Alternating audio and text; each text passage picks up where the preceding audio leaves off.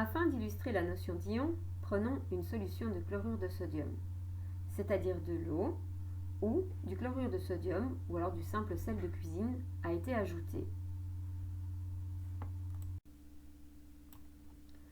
Regardons de plus près la constitution du sel. Nous observons des atomes de chlore désignés par la lettre C majuscule et L minuscule qui seront vertes, et du calcium désigné par un C majuscule et un A minuscule désigné donc par un atome donc mauve.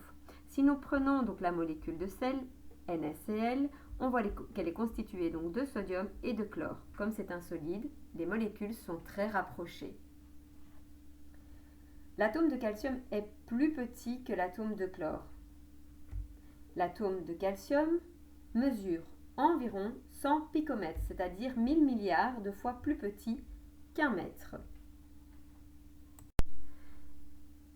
L'atome de sodium contient 10 électrons, 12 neutrons et 11 protons.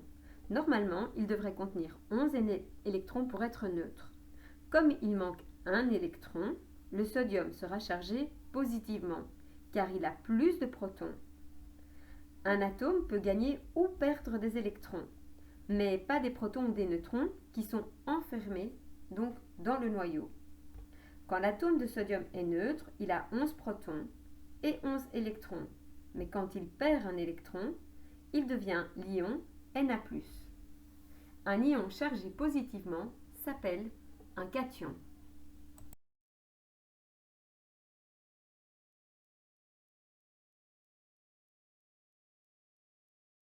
Attardons-nous maintenant sur l'atome de chlore.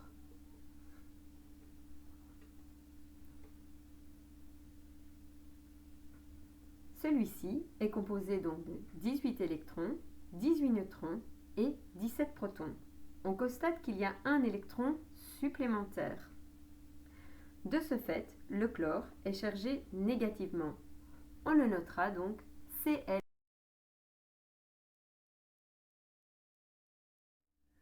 Comment déterminer un ion grâce au tableau de Mendeleïev? Tout d'abord, le tableau de Mendeleïev va être constitué donc de familles. Ici, on voit qu'on a les familles A, donc 1A, 2A, 3A, 4A, 5A, 6A, 7A et 8A. Et on va avoir les familles B qui vont se situer ici. Le tableau de Mendeleïev est également constitué de périodes. D'accord? Donc les périodes, ce sont ici les éléments qui se trouvent sur l'horizontale. Qu'est-ce qu'on constate? En fait, les périodes, ce sont tous les éléments qui vont partager le même nombre de couches où se situent les électrons. Donc par exemple, la période 1 est constituée d'une seule couche d'électrons, la période 2 de 2 couches, la période 3 de 3 couches, etc. Les éléments d'une même famille ont la capacité de donner ou de recevoir un ou plusieurs électrons. Attardons-nous sur la famille de 1A à 8A. Pourquoi? Parce qu'en fait, les éléments ici qu'on trouvera dans les familles B vont également donner ou recevoir des électrons, mais cette particularité peut se modifier en fonction de la situation. D'où il faudra les connaître par cœur et ce n'est pas vraiment l'objectif de cette vidéo.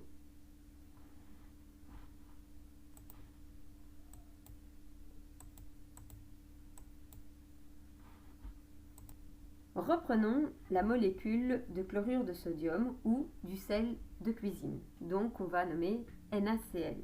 Alors on n'oublie pas que chaque fois la première lettre c'est une majuscule et la seconde est une minuscule. Pourquoi? Parce que si en fait on avait un N majuscule puis un A majuscule, eh bien cela considérait qu'on a deux atomes différents. Or ici ce n'est pas le cas, on n'a qu'un seul atome, donc le fait qu'il y ait une minuscule montre bien que ça fait partie du même atome.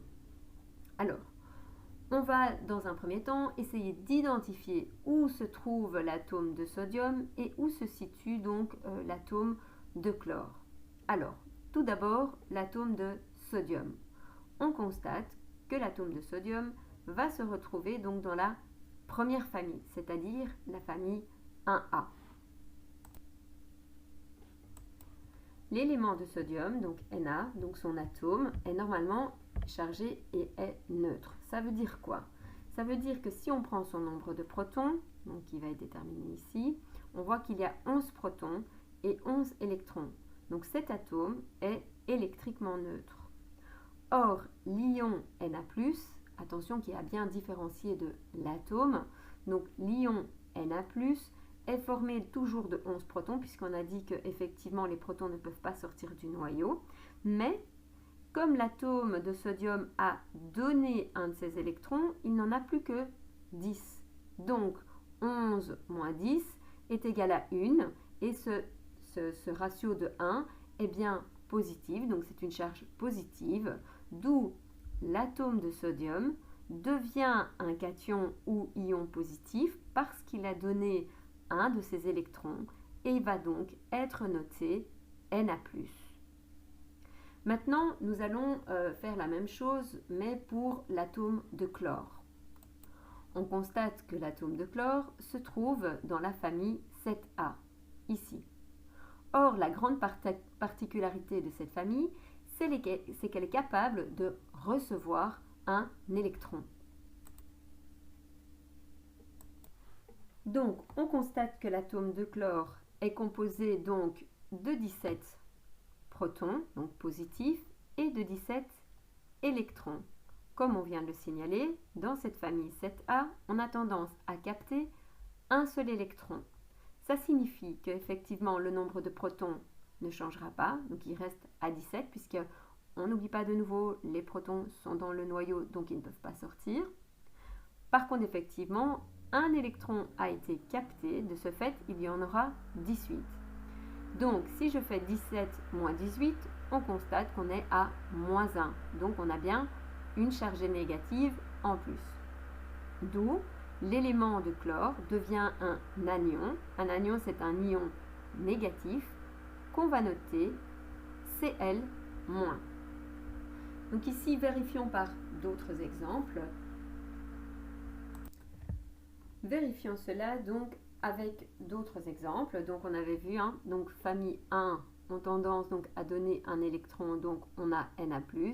Donc famille 7, effectivement, on a le chlore qui a tendance à capter un électron, donc Cl-. Vérifions maintenant pour le magnésium. Donc on voit que le magnésium, son cation, c'est Mg2+. Alors, où est-ce qu'on va trouver donc le Mg2+? On le trouve ici. Or, ça correspond à la famille 2, et la famille 2 a cette particularité de donner 2 électrons. Ensuite, venons-en au potassium. Donc, le potassium, c'est celui-là, donc K+. K+, où est-ce qu'on va le retrouver? On le retrouve donc ici, dans la famille 1, qui a donc tendance à bien donner un électron, et donc, effectivement, on aura bien un cation. L'oxygène, alors l'oxygène, on voit que ça devient un anion. Pourquoi? Parce que c'est O-, ou O2-. Alors attention, normalement ceci se met ici au-dessus, donc c'est parce qu'avec le programme c'était difficile de le faire.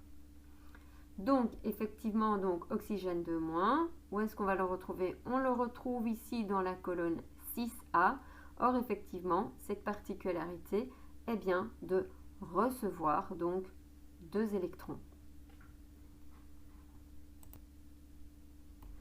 Dernier exemple, l'aluminium. Ici donc c'est son cation.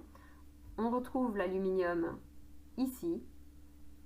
Et donc effectivement on constate que cette particularité de cette famille, c'est de bien donner 3 électrons. Donc en fait, famille 1, eh bien ils vont donc donner un électron. Famille 2, ils vont donner 2 électrons. Famille 3, ils vont donner donc 3 électrons. On constate que la famille 7 va recevoir un électron. La famille 6 va recevoir 2 électrons. Et la famille 5 va recevoir donc 3 électrons. Et ici, on est donc à 4. Voilà. J'espère que cette vidéo vous aura permis donc de mieux comprendre les notions d'ions dont on aura vraiment besoin, surtout l'année prochaine pour le UAA 19.